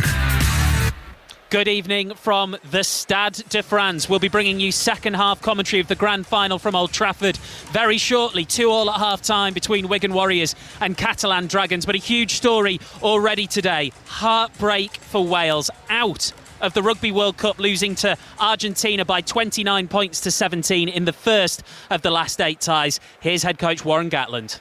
I thought we started reasonably well, up 10-0, and we've given away a couple of penalties, but Argentina, they're tough. They stayed in the fight, and I've got to give them credit. Congratulations. They hung in there, and we probably weren't at our best today, but we're up against a good side that took the chances. Do you put it down to them just working well to try and break up your system? Oh, I thought they defended well. We thought they were a little bit out on their feet, and like a couple of penalties before half time sort of allowed them to get back into the game, and that for me was probably a little bit disappointing. We were giving away a couple of soft penalties, but I'm not going to take anything away from Argentina. I mean, congratulations to them, and they hung in there tight, and we got in front. If when Rio Dyer makes a break, if we score there, we probably win the game. But and we've tried to play at the end, and we've scored. So congratulations to them. So Argentina will play the winner of tonight's quarter-final, Ireland against New Zealand, on the way in full. Let's hear from the Argentina head coach, Michael Cheika. Yeah, pretty happy, I suppose. These players they're such good people too, without getting too much emotional carry on and everything. They've worked really hard, and I think that hard work showed in the end of the game today. They wanted to fight for that. They wanted to earn it. They knew they'd put in a lot of work. We were in a bit of trouble. Not trouble, but we were behind, so it takes a bit of leg work. And the whole 23, along with the 10 who didn't play, put in a huge effort. You got a wonderful mix of youth and experience. Nico Sanchez scoring that runaway, interception. It's a brilliant mix. Can you go all the way, France? Well, I don't know if we'll go with the sweeping statements just yet. We'll wait and see what we're just thrilled to be going to Paris. We haven't had a taste of it yet in this World Cup. We'll have a look at tonight's game, and I know that we'll be heavily not favoured for that game, obviously, but we'll be giving it our best. Well, the Argentinian fans were absolutely sensational inside the Velodrome, and here inside the Stade de France it is beginning to fill up, and everywhere I look is green, including to my left-hand side one half of our commentary team, Ireland legend, and the first time I've ever spoken to somebody who has their own clothing line. Good evening, Tommy Bowe. Good evening to you, Steve. Thank you very much. If you want to give it a promotion, of course not. But yes, my impartiality has gone out the window today, unfortunately, for BBC. I am 100% behind Ireland, like a lot of incredible sea of green here in the Stade de France. We're still an hour away from kick-off. The Irish fans are here. They're early. They're full of voice and 100% behind this team. There's a huge amount of excitement behind this Irish team, and they deserve it. They've been playing some exciting rugby, but it doesn't come much more daunting than the mighty All Blacks. So yeah, it's going to be a cracker of a match, and I am a little bit nervous. We'll also have Andrew Mertens with us, New Zealand legend. Sarah Orchard will be your commentator. Sarah, sport is not played on paper. It has never been played on paper, but given what has happened earlier today with Argentina, the size of the opportunity for these two nations just got bigger. I think you've summed it up beautifully there, Steve, because if you do look at this match on paper, Ireland win this. It's that simple. They're not number one in the world for nothing. The actual performances they've produced at this World Cup have been stunning, and particularly the matches, we'll look back to South Africa, we'll look back to Scotland. It is also the collateral damage along the way that we'll be considering now. The fact they haven't got that big an injury list, I was just looking at it earlier. We're only looking at the moment, Henshaw's got a bit of a hamstring. James Ryan, we know at the moment he would be available for a semi-final. He went back to Ireland to have a look at his hand and his wrist, and then Keith Earls, who arguably, Tommy, would, I don't know if you'd discuss that, if he'd actually be on the starting team sheet anyway. But yes, when it comes to the All Blacks, though, they've got such a point to prove against this Irish side, haven't they? They absolutely do. Of course, you'd think of the history with Ireland and the All Blacks going back to Chicago in 2013, where Ireland beat them for the first time in 100 years, I think it was. But since then, Ireland have had a brilliant record against them. Of course, they went to New Zealand and won that 3-test series over there. So the All Blacks, for the first time ever, are talking about revenge, that they have a point to prove. And that's the worry, because when the All Blacks are with the bit between the teeth, when they are out there to try and show, when have you ever heard about this New Zealand team being underdogs coming into a quarter-final? It's never happened. It's a first. And Ireland, it's really up to them to start well and not give the All Blacks the momentum, the start that they'll be looking for. I just realised I left out one of your credits. You're also an author. I've been reading your column on the BBC Sport website, which is very good. You're such a compliment. I tell you what, I love this. Oh, it's only because this is our first game together. Give it 5 minutes, it'll all go out the window. But one of the things I thought was really interesting is you talked about this Ireland team playing a less emotional brand of rugby. Is that something that gives them a better chance against New Zealand? If you think about the previous quarterfinals that Ireland lost, 2019 against New Zealand, 2015 against Argentina, 2011 against Wales, you can keep on going back. We've never won a quarter-final, and the big thing was we topped our pool in a lot of those campaigns, and the emotion to pull out a big performance against a France or an Australia or a South Africa in this pool, the team played very much on emotion and very much fronted up for that one big game and couldn't recreate it again. Andy Farrell's brought in a new sense of being able to embrace these big opportunities, not getting too high and too low with your wins and your losses. They just seem to be so robotic and professional. They don't do the big motivational talks the night before the match like we would have done in years gone by. They do it at the start of the week, so that the motivation is very much at the start of the week, and it just simmers away as the week goes on. So he's added an awful lot, and I think Andy Farrell has built on the success of Joe Schmidt, who's now in the coaching box for New Zealand. But I have to credit Andy Farrell. He has come into this team, brought a real air of enthusiasm. Guys are playing with smiles on their faces, and we're just seeing Johnny Sexton, the 38-year-old Irish captain, coming out and playing the best rugby I've seen him play in his career. And just to add to that, Steve, when it comes to Ireland, if they were to lose today, if it was going to be an all-black day, it will be not because Ireland will die wanting. They have done everything they can to put themselves in this position. It will be a stunning performance by New Zealand, and I think they'll just have to hold up their hands again. There was nothing else we could do. Let's also mention briefly, Tommy, the difference and the comparison between the two captains. We're watching Johnny Sexton. He's just run all around the edge of the pitch. He dropped his water bottle between the posts and he applauded all sides of the Stade de France. All sides, because effectively all sides are Ireland sides at the minute. But the New Zealand captain, Sam Cane, it's a different story. You know, nationally he's not been particularly popular. In the New Zealand Herald, and they don't hold back, they said this week this is his chance to make a statement. There's a lot on his shoulders. A huge amount. Can you imagine? It's like the next captain to follow Johnny Sexton. Sam Cane is following on in the footsteps and in the 7 jersey of Richie McCaw, who will go down as an all-time New Zealand legend, but maybe world rugby legend as well. Probably one of the greatest players of all time. So for Sam Cane to live up to that mantle has been very difficult, particularly with that captain's armband. But the thing about Sam Cane, he's not a flashy 7, he's not the biggest ball carrier or a real standout player. He's ultimate professional, goes about doing his job very quietly. And as a player, that's very important to a team, having somebody who just does the dirty work, the work that nobody really sees. And that's why he's respected massively within the team. Johnny Sexton, on the other hand, of course, is very much front and centre. The camera will spend more time on Johnny Sexton than probably most of the other players on the pitch, because he runs very much on emotion. But that's the thing, since he's got that captain's armband, Andy Farrell has tempered that. We haven't seen him lose the rag, and players have tried to rile him up, tackle him off the ball, but he just doesn't seem to get phased anymore.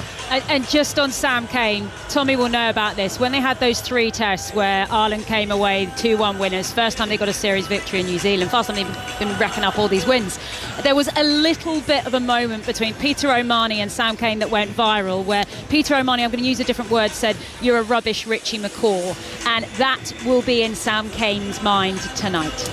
It's on the way from here inside the Stade de France. Once we're done with the Super League Grand Final here on 5 Live, let's get the second half. Wigan, Catalan, at the moment inseparable. Second half commentary right now on 5 Live.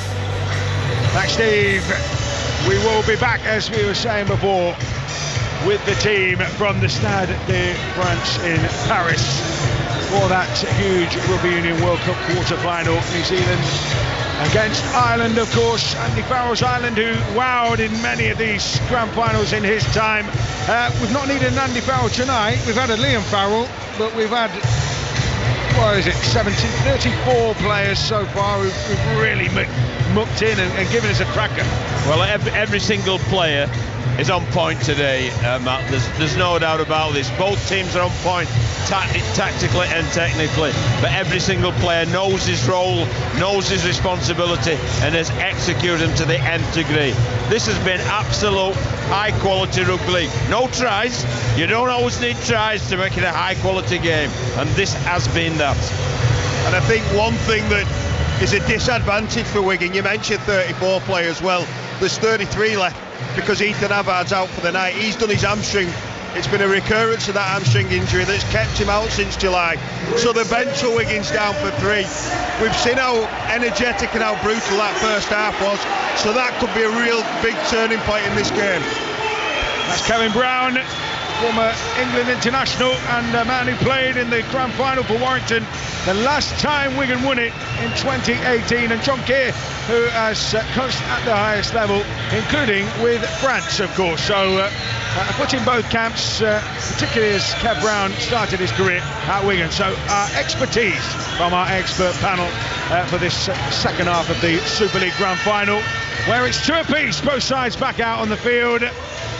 And it's a calm-looking bunch from both sides, isn't it? I think they both realise that it's anyone's game as it stands. Yeah, and I think the half-times will be very, very important, Matt. Not simply to re-energise, but also for slight messages from both sets of coaches. And it'll be fascinating to see if there's any slight alteration tactically to either team. So we're just waiting for the restart here. What have you spotted, Kevin Brown? Well, I remember John Keir said you don't normally see Ben Garcia coming off, and I'm just looking at him, he's got one arm in the court and it looks like one arm in a sling, so he may be gone from the game as well. And that is a massive loss. The Catalan captain, and he's a bit of a talisman, isn't he, as well, Kev? You know, he really leads through deed, doesn't he? I thought it was strange when they brought him off because he didn't look physically tired, but there must have been a physical injury that's made him succumb. He may push through it and get needled up. That's what a lot of these players do. They go off in the dressing room and they do take a needle to the shoulder maybe, but he does look like he's carrying it at the moment. Yeah, he's just had a little sip of water and he's trotting down the touchline. And Sam Tompkins gets the second half of the Super League Grand Final underway. 5 Live Sport. The middle filling of a rugby sandwich, both codes across the whole day, and then there was Picky McAlorum and Liam Marshall engaged in a little bit of a tete-a-tete there as the Catalan players come flying off the line. 25 out Wigan, looking to bring the ball down the middle of the field. That time it was Kai Pearce-Paul. Skip out towards that right edge, and Wigan again only making a handful of metres before they are repelled. It was Willie Isa that time, driven in, and Morgan Smithies is wrapped up in centre field, just shy of the 40 inside his own half, looking to find his front. Eventually does. Powell keeps it moving to Mago. Nice pass out the back, French. Now they've got some space. Now they've got an overlap. Here come Wigan, flooding forward. Delay on the pass from King. Gets it wide to Miskey. Maybe that chance is finished, but Wigan have retained possession here, and then they will just run down. And it's the last one. It's the last play coming up with this set. And you know, we talk about half-backs playing with their eyes up, but that's a prop forward there. Patrick Mago with his pass, who created the opportunity. Over the hands of Wardle, into the hands of Ikabalu, and he rescues the situation for Catalan at the back there. Yeah, and put that down for another try-saving tackle by Tom Johnson. It was unbelievable in the first half, but then he was on the end of a 2v1. He had Toby King, and if he went off too early, Toby King would have ran himself, and if he went off too late, Abbas Miskin ran round him. He timed it to perfection and came up with a tackle. Beautiful play by French and Wigan, but brilliant character and resilience from the Catalan Dragons and the winger Tom Johnson. Early on though, Kev, that's a nice little strike for Wigan, isn't it, to open them up within the first couple of minutes of the second half, because it was really an arm wrestle in the first half, and for them to open up so quickly, that'll really please both coaching staff and players. Yeah, I think the coaches have probably highlighted that in the break and said, look, if they're shoulder to shoulder and you are a forward, move the ball and try and catch them out wide. Jay Field fielding the kick downfield, tackled on his own 20. A few of those Wigan forwards just ambling back in towards the line. Patrick Mago, he's not even ambling, he's just strolling as if he's off to go and get a bit of lunch somewhere. So tackle that time on Abbas Miski, another of those wingers. He's power thighs, short, stocky figure, rather than one of the towering wingers, but he certainly is effective. Powell finds Smithies, nice pass out the back. The ball handlers into the fray, and now it's Farrell up to halfway here for Wigan. Making decent movements, makes decent inroads, hitting the short side. Oh, he goes Wardle. Wardle throws a dummy, accelerates into space, desperate for support, tries to go around Sam Tompkins. Brilliant cover Penalty. tackle. It's a penalty, I believe. I think there was some pulling back there from. It was Davis, wasn't it? Great play by Harry Smith and Wardle. Yeah. But once again, Kev, that came from a forward playing the ball, so obviously, as you rightly indicated earlier, Matty Pete and company, they'll have just tipped the forwards up. If they're tight, just find those edges, and then they found the edge, then went again and through the went. Simbin. Yeah, it's Sam Tompkins, is it? No, it's Tom Davis. Yeah, it's Wigan winger, he pulls back Liam Marshall. Great play, great spot by the referee, great decision. So that's two in a single game, and we only had one before in the 25 years of a grand final. But in all honesty, in my opinion, that's more of a sin binning than the first one. I thought the first one was a very harsh one. That one is understandable because it's a professional foul, and you'd have really fancied Marshall to have come up with 4 points there. I agree. So Smith just tips it to touch. Tap on the 20. Marshall will feed it.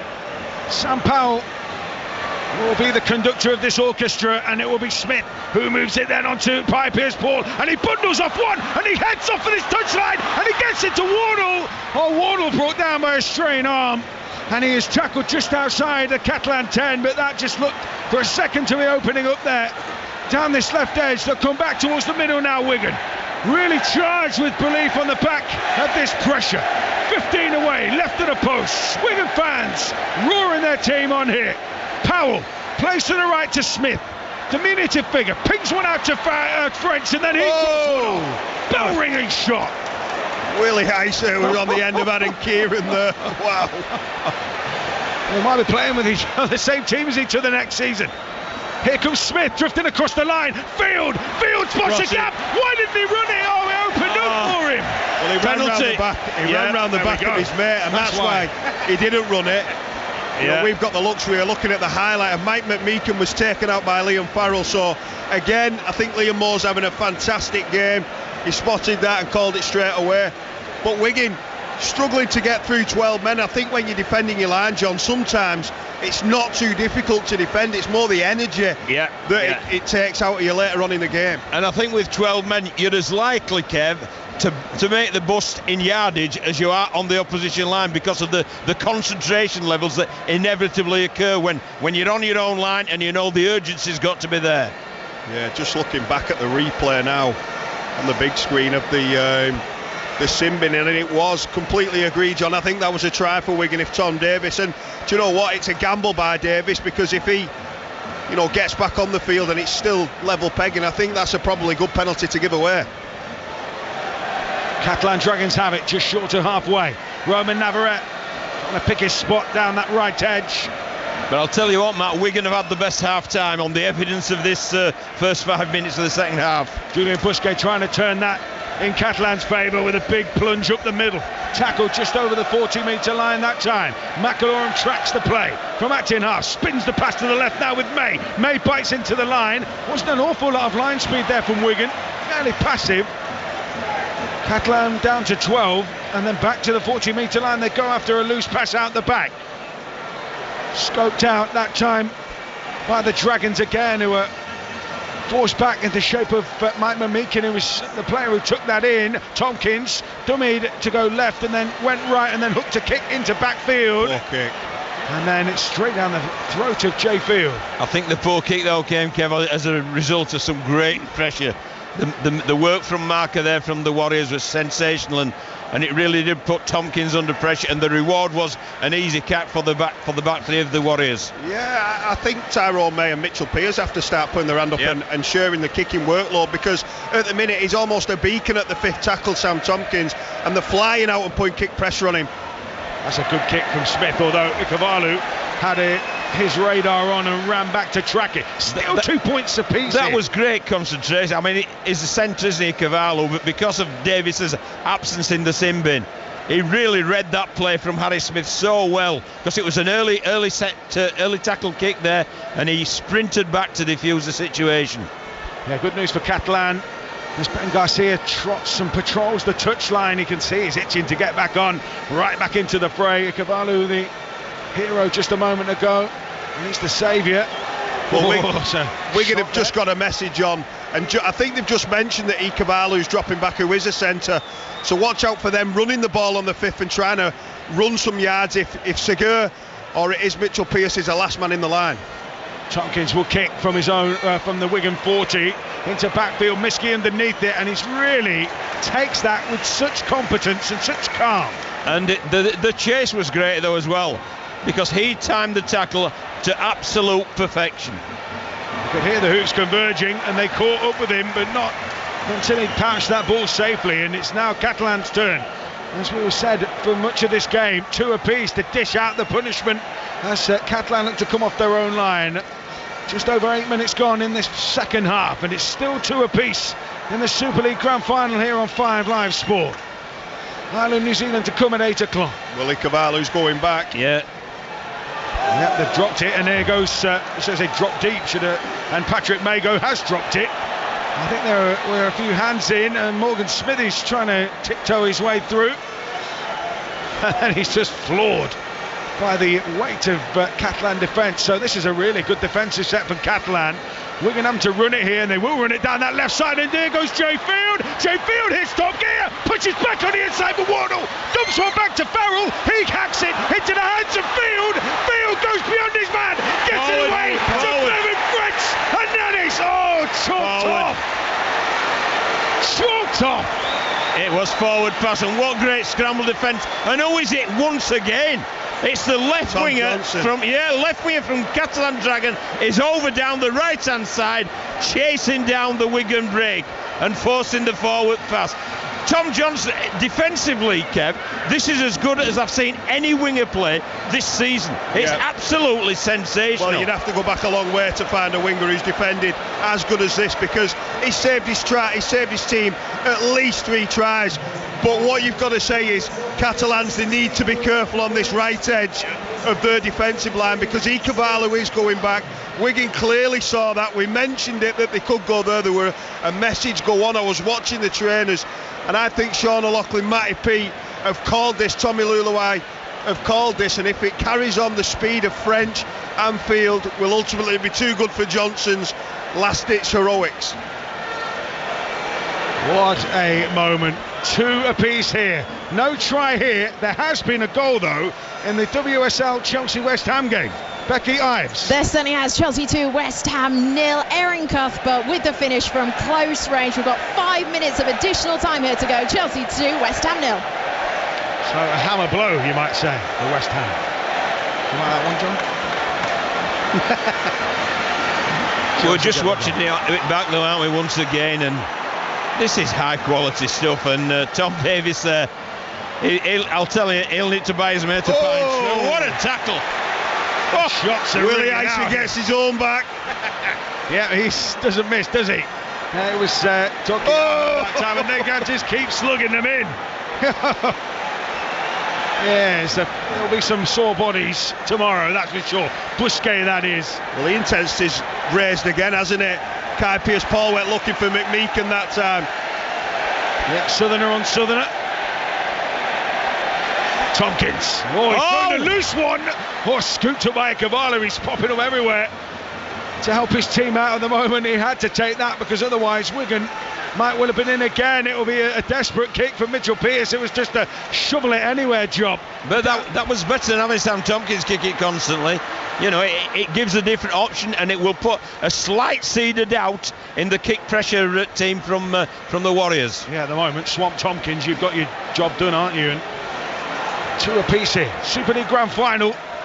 Catalan against the Wigan Warriors, and it's Wigan in possession. Liam Marshall trying to test out the footwork. McMeekin involved again. He's been everywhere on this field. Such an engine for a big fella. Yeah, such a powerhouse. Tokiaho goes low, the big Tongan. Slips away. Does Patrick Mago. Is Smith, takes it to the line, out the backfield. Field again, this time he shovels the pass to draw. Wardle's almost through. Wardle to Farrell. Liam Farrell passes to Marshall, who opens the scoring for Wigan. Well, we said Catalan looked vulnerable on the right edge, and this time the Warriors tick all the boxes, and Liam Marshall gets his 24th try of the season, and it's Wigan who hit the front in the grand final. Well, Catalan were desperately trying to slide to the touchline, and it was a one-on-one. It was Mitchell Pearce, the old experience, up against the youthful Jake Wardle, and he went bang off his left foot and went on the inside of his shoulder, found an offload to Farrell, and it looked like Tom Johnson once again had stopped the try, but he found the offload to Marshall. And we know that Liam Marshall, at 24 tries, he's already scored in 2023. He crosses the line for a real crucial match first opener for the Wigan Warriors. You just sense, Kev, it was inevitable. It had to come because they've absolutely peppered this right side ever since Davis has gone off, and they've diffused it tremendously of the Dragons, but it was just once too often, and it's the threat of Field's pace, and it's the footwork of Wardle and the support player, both Farrell and Marshall, that's done tremendously. That's a great try, and it's taking full advantage of the missing player. The missing player saved the try, took the gamble. He was going to sit down for 10 minutes. The gamble has not paid off. Marshall's come up with the try. I think if it stays at 6-2 or 8-2, I don't think it's been a disaster. I think they probably would have scored anyway. I think the energy it's taken out, the amount of scramble, even when they did score, there was Catalan bodies flying all over. The energy that it could potentially take out of this Catalan side will be worse than the actual scoreline when Tom Davis does come back onto the field any time. Yeah, the pressure told, didn't it? The dam had been creaking, and it just burst. And so Harry Smith looking to attack on the extras here in front of a Wigan contingent that is bouncing at the Stretford end. Harry Smith might have a big part to play in the England test. He's having a big part to play tonight. 8 points to 2. Wigan lead Catalan. Yeah, and that now brings the drop goal into play. I think, you know, there's been a lot of criticism aimed at Harry Smith over the year with his kicking ability, but the way he's striking the ball now, he doesn't look like missing. He looks very, very confident. And at 8 points to 2, Catalans must be the ones who score next. I think, Kev, in that week off that Wigan had off because they came top of the league, I think Harry Smith slightly changed his technique, and he hasn't missed a kick since they've come back from that 2-week break. It's been sensational kicking off the tee from the young fella. Tom Davis is on the bench waiting to come back on. Catalan still down to 12. Wigan field the kickoff. 8-2 in front, full time in the WSL. Chelsea West Ham, Becky Ives. Chelsea 2, West Ham 0. Sam Kerr on her first start this season. Her head found the back of the net off a Niamh Charles cross on 36 minutes. West Ham had their chances at the beginning of the second half. New signing Rico Ueki looks a good prospect. Put a couple wide, but they couldn't capitalise. I'd say Chelsea grinded this out. Erin Cuthbert added a second bang on 90 minutes. That result sends them top of the table till tomorrow when everybody else will play. Chelsea 2, West Ham 0. That's Becky. French, should I say, field again. Carts that ball in with the real pace, and any sliver of a gap, you back him to break through it. Wigan have possession. Middle of the field now with Patrick Mago. And it's a big old plod down the into the guts of this Catalan side, who are now back to full complement, and it's Davis's first intervention. Oh, he just about got there. Beautiful take. A great take, because Miski had come right from the right wing to chase that kick, and it was definitely in Davis's eye line. But Davis holds his team as well, Kev, so he does. I think he'll be sort of really focused on trying to pay them back.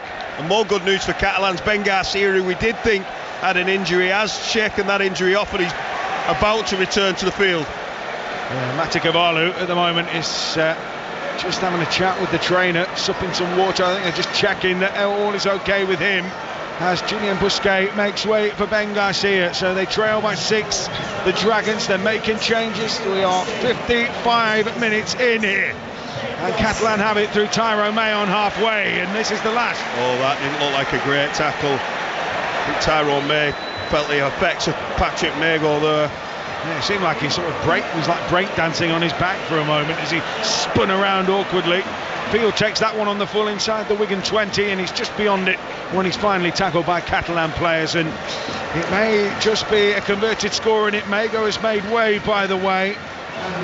Wigan just rotating their pack. The Catalans just trying to find a little bit of energy. They've been on the ropes for the previous 10 minutes and still are. But I think when they do get the ball back, they need to start asking some questions themselves. So far, Wigan have just ate everything that they've thrown at them real easy. Well, this half, Kev, has been totally Wigan's, hasn't it? They've been absolutely dominant defensively, and they've caused all sorts of problem with ball in hand as well. That'll help. It will, but there needs to be some break in the cycle for the Dragons to change the momentum.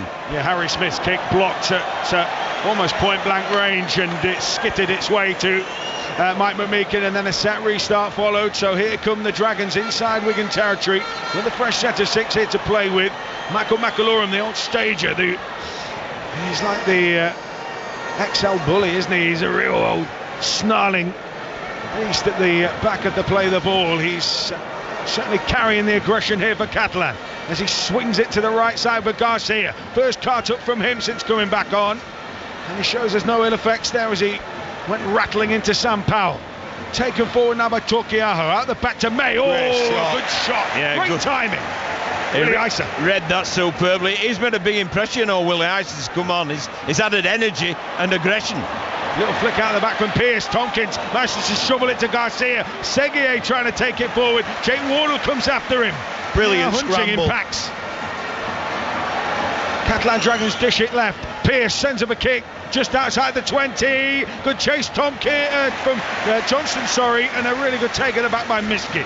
Well, everything that Catalans are doing, trying to put any shape on, it's just being disrupted by some brilliant Wigan defence. On that occasion it was Jake Wardle, and it was Willie Isa previously. So brilliant defence, just throwing them off. I think they just need to change the angles a little bit, come back through the middle of the field, and then maybe play off a quick play the ball.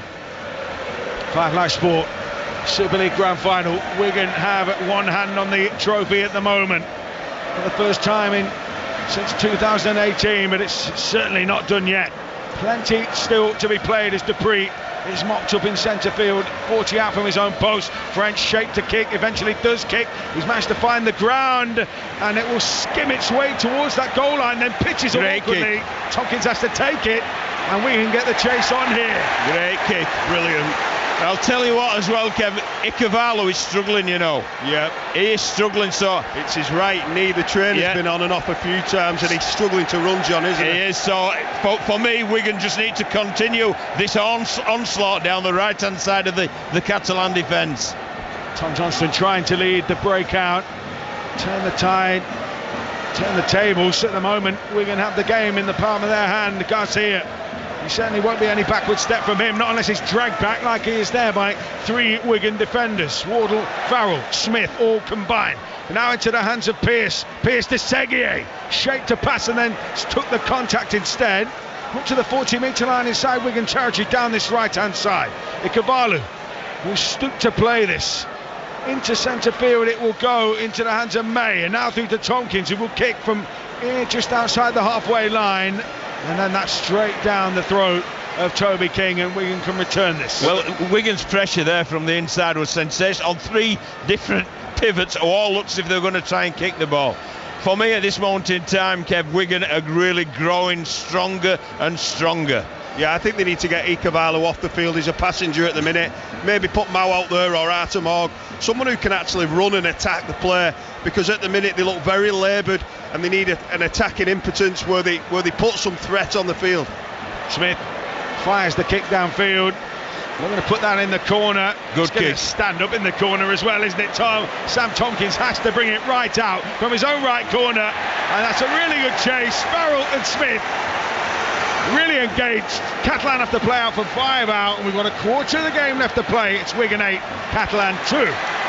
That's a tough place to come out now. Tom Davis has just run the ball into the touchline, and now Tom Johnson's got to cart it straight into the teeth of the Wigan defence. And I think, he's off his Icavalo, and I believe, out, hasn't he? I believe it's Whitley will go in the centre, isn't it? Yeah. Whitley at the moment hugging the touchline with Tom Davis just outside of him. That's the clip downfield from McAlorum, finds the ground, it bounces into the hand. Danger. It really is danger, isn't it? Oh, he got rocked. Manu Mayo didn't miss, just locked on. Bang. Yeah, well, it's the kicking game that's separating the sides as well now. The kicking game from Wigan is really pinning. A penalty now off the back of that, but the kicking game from Wigan is really pinning down the Catalan Dragons and making isolating Sam Tompkins. Well, the contrast is completely different for Catalan's kicking the ball. They're finding Jay Field on the full, and he's bringing the ball back with interest. And I believe that penalty for the high shot there from Takehayu, it's poor technique, but it's poor technique through fatigue. It's very armsy, there's no shoulder in there, very armsy, it's his arm that catches his head. It is a penalty, but it's a penalty, I believe, through fatigue. Yeah, it's a pouring, reaching motion, isn't it, rather than a full-on shot. So 8 points to 2.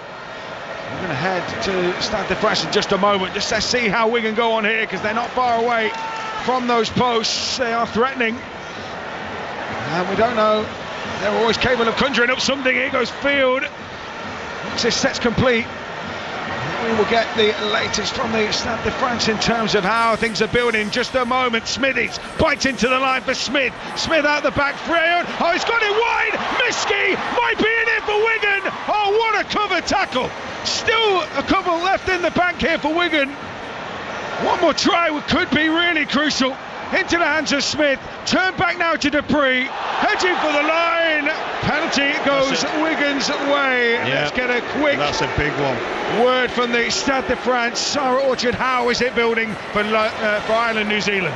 The Green Army has descended. The chance to face Argentina in the Rugby World Cup semi-finals next Friday is now on the line. Ireland, of course, the world #1 side. They are the favourites, doing their motions, going through their warm-ups in front of us, standing in their way. The 3 times champions New Zealand out to the right of the field. Kick-off at the Stade de France, 8 o'clock.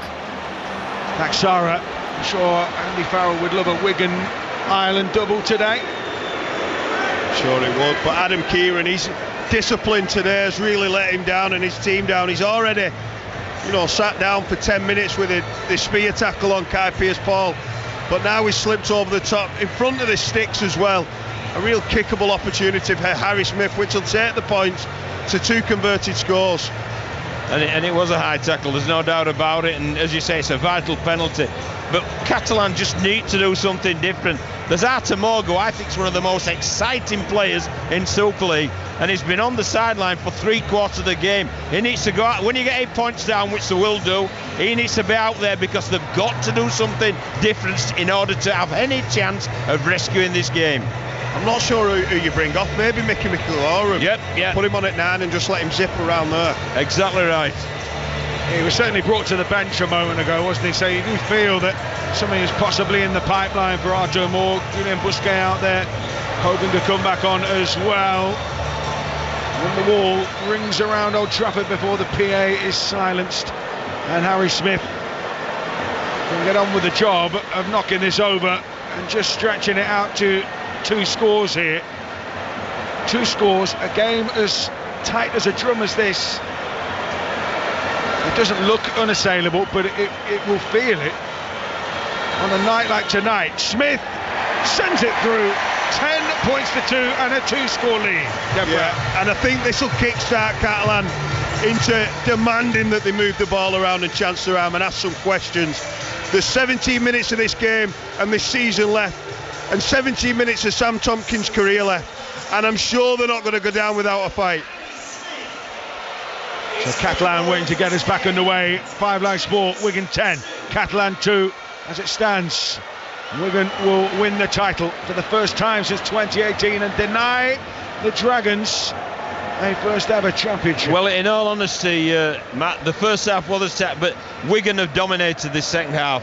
They've been absolute quality. Half time has really worked for them. They've made a couple of tweaks and they've certainly worked out to the nth degree for the Warriors. Tom Abbas just getting some word on that Busquets is required to return. Tom Davis just dropping back here. Again, they're going to leave. They're going to jam in and leave a little bit of space on Catalan right edge and Wigan's left edge, and you know they're happy to move it there. So Sam Powell, 30 out. Ikebali being patched up on the bench, by the way. Cut on his eye. Dupree. That's the sort of scattering run Wigan need here. Takes them closer to halfway, which is where they will finish the set through Bevan French, who fires the kick off the boot, taken on the full by Tom Davis on the 10. But it's a connected Wigan line. Yeah, connected chase and just a variety of kicking options. I think they're really spreading the work out. Sam Tompkins, he's really struggling to pick off Harry Smith or Bevan French because they are varying their options up every time. Matt Whitley trucks that one in for Catalan. Time running out for them. The men from Perpignan, just shy of halfway on the centre circle markings here at Old Trafford. Julian Busquets back again onto the field in replacement for Seguier, and Artur Mug now does have his bib off and he is ready to enter. Meanwhile, here comes May, took the pass, Manu Mo, flat ball, steaming through. Great shot in reply. Bevan French it was, certainly not just a pretty boy. Dinked in the backfield by May. Bit of a skewed kick. Catalan knocked that one on. Yeah, it was a poor end again. I think that's an area that Steve McNamara will be furious with, and that's potentially why Sam Tompkins is taking the majority of the kicks, because Tyrone May's a terrific player, but kicking isn't one of his strengths. And you don't know if Mitchell Pearce, because he's only kicked the ball about 2-3 times, whether he's carrying injury, Kev. Because I think he must be, because that's normally one of his key performances. 13 and a half to go in the Super League Grand Final for 2023. Little second phase, but Wigan buys them some extra space, particularly when Jake Wardle can plunge through gaps like that. Tackled just shy of the 30, but this is more like it in terms of exit strategies from Wigan. Edging towards the 40 that time as around the legs on Liam Marshall. Carried on with momentum now by Toby King up to halfway. What have they got in their locker, Wigan, in these next couple of tackles? Tyler Dupree, hop, skip and a jump before just powering in, and again another tackle which was just bordering on a tip. It straightened him out just eventually. Smith then on the last out the backfield. They're going to run it here. Here comes Jay Field, shooting through a gap. Can't quite get the offload away. Turnover ball. Well, he's really fancying it on this left edge now. Every time he's looking at skipping round not only one but two defenders, and Mitchell Pearce is being put under an awful lot of pressure.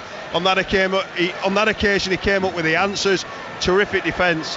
Well, the right edge of the Dragons has got Mike McMeekin, who's been playing middle mostly and has then been moved to the right edge, and then it's got Mitchell Pearce, who's just been withdrawn from the field, and then a second row playing in centre in Matt Whitley. So there's no wonder that they really are. It's really difficult and stressful, this right side defence of the Dragons. Looks like Tompkins has gone to half-back, Moore's gone to full-back, and Tompkins is going to try and play Catalan out of this. May onto Morg. Morg chimes in. Lovely hands to get it out there to Kieran. But Catalan tackled just outside the Wigan 30. And then they'll move the ball back in field here. Morg keeps it moving to May. May to Tompkins. Tompkins wants a drift behind the back from McMeekin that time. Heads right, sees the path block. Heads left, sees the path block. Tackled just shy of the 30. Last tackle here for Catalan. All about the kick now from Artur Morg off the toe. Tries to hook it, and that's an easy take for Abaspisky in the end. Again, another poor end to set. Much better build-up play, trying to spread the ball. I really like what they're trying to do there with Kieran and May and Morg, but they need to finish better on their terms with the kicking game. once again. No pressure on Miski, he carries the ball back, and Wigan start the set. Here Marshall. At this point, John, the creaking of the Dragons still, they really are. And I think another score, and that's game gone for them. Really has. 11 minutes to play, and Wigan at the moment have a 2-score lead, and Catalan can't get the ball in a meaningful position from which to hurt the side who are in the ascendancy here. As Powell spins it to the left now for Smith, who kicks from the left edge. Real towering kick, that one. It'll come down on the 10. Tom Davies takes it. The minute he does, he's flattened. And Wigan again just playing a really cute game. You know what, Kev? I think that Harry Smith has earned himself the Harry Sunderland trophy, as player of the match. And it's simply because his ends of set have been far, far superior to anything that the Dragons have thrown at them. Yeah, he's been superb, but he's been pushed by a few of his colleagues. I think Jay Field will have a bit to say with the last 11 minutes in the argument, but this game's far from over, John. I think Catalans now are really starting to move the ball and change the angle. They're going to start asking a few questions in this last 10 minutes. Tompkins takes it to the line. Oh, booms it straight out of play. The fairy tale at the moment is turning very sour. Yeah, well, it's difficult because there's some real pressure on them, but you could see what he's trying to do. He's trying to get to the third man in defender, because he'd skipped outside Liam Farrell. He was getting at Smith, and he just didn't feel his outside backs. Obviously, with Whitley playing in the centre, he's unfamiliar with that. I think he's talking to Mike McMeekan, isn't he? But it looked to me like he'd ran Mike McMeekan out there, and Mike cut under, so that was a difficult one, a miscommunication, and that's what happens when you change positions for a substitute coming on, and everyone has to change positions.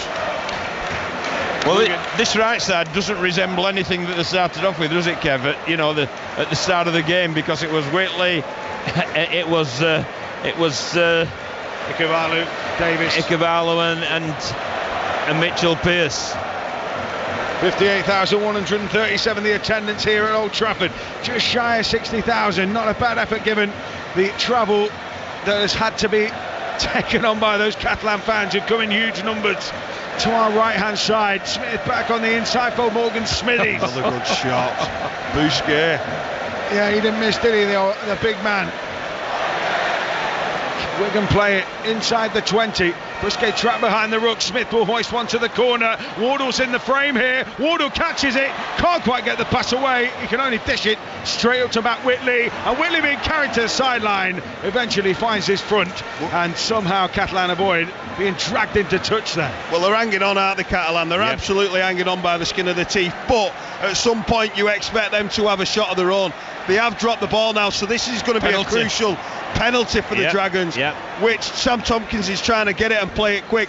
This could be the exact break that they needed to give themselves a chance and put some points for them travelling fans. Whitley taps it. McMeekan slugs it in, not for the first time tonight. He has been a metronome, just tick, tick, tick. Ball being drilled in. Tokiaho likewise. Well, that perspiration looks as though it will be in vain as it stands. Less than 8 to play. 10-2 in Wigan's favour. Super League Grand Final. Wigan on course for a 6th crown in the summer era in Grand Finals and a 23rd overall, extending their lead as the most decorated league champions. Wigan defending at the moment though, just outside their own 30. It's McAlorum who finds Morg. Morg with a little bit of footwork here. This is what they've maybe missed at times tonight. Dazzling stuff from Morg, and they're almost up to the 10. Last tackle down that left hand side.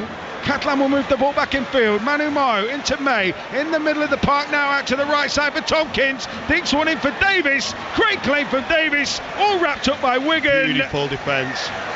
Wow, suffocating stuff from the Cherry and Whites. Let him catch the ball and then, like limpets, 5 of them all suffocated him and stopped the ball coming out.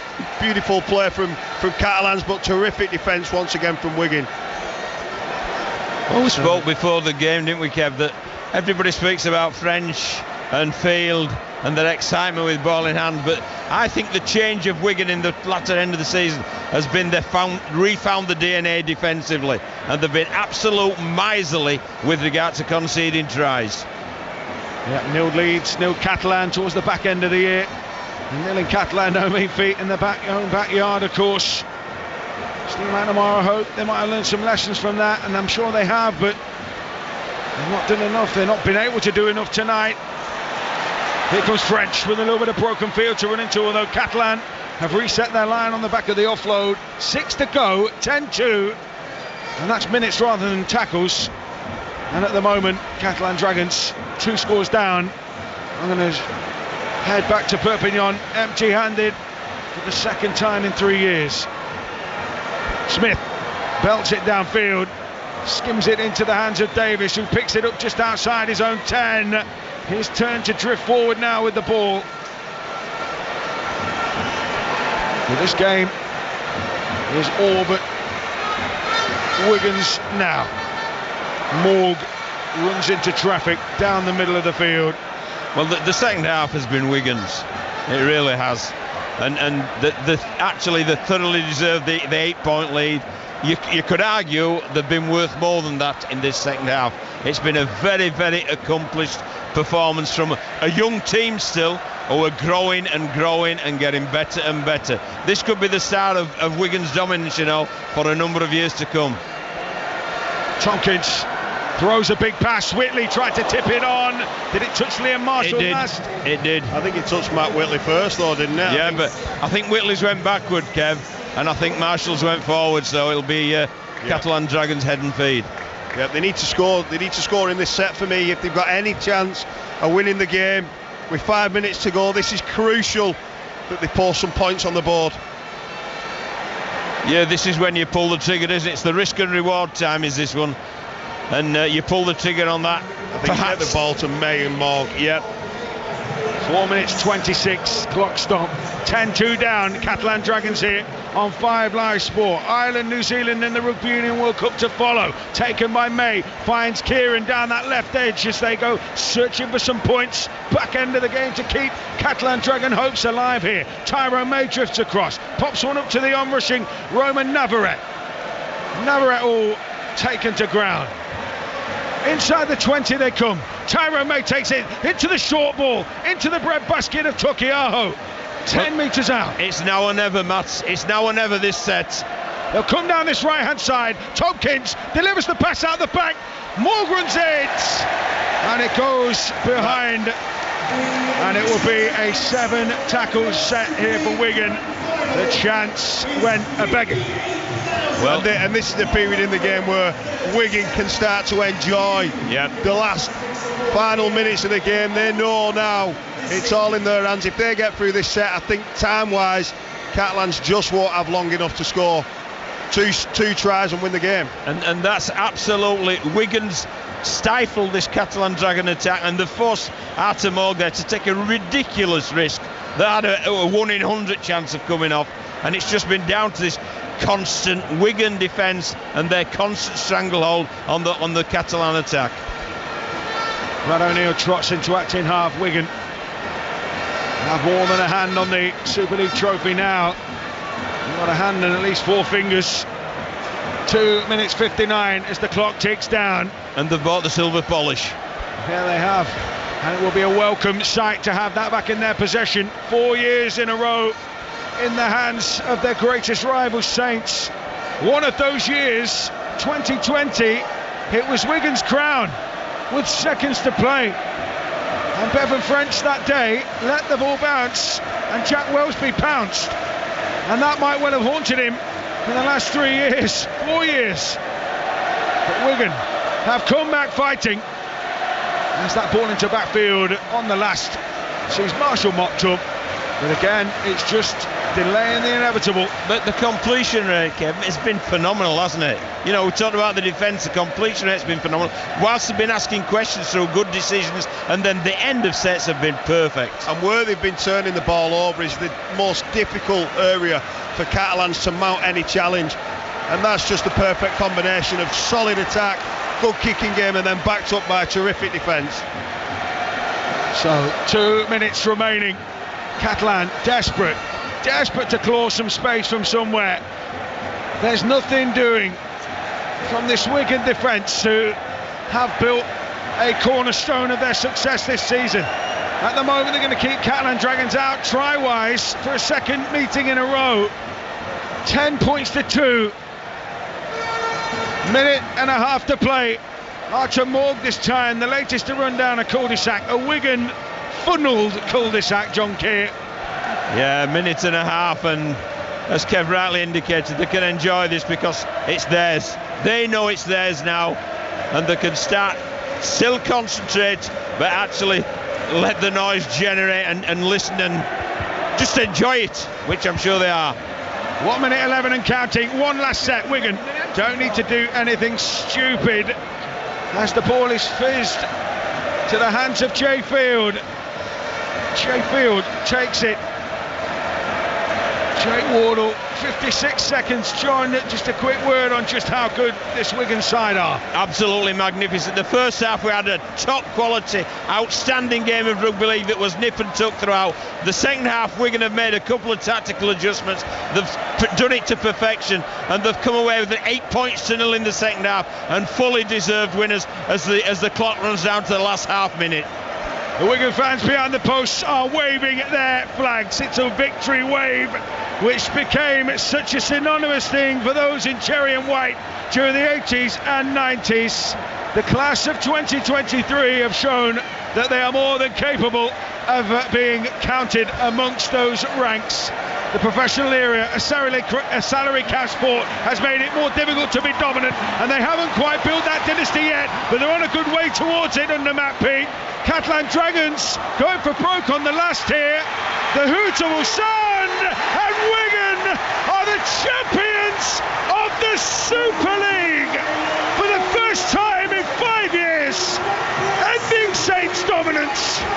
They, the cherry and whites, have their hands on the prize.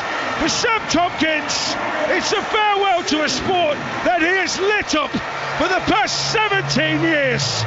But it wasn't to be. The fairy tale is over.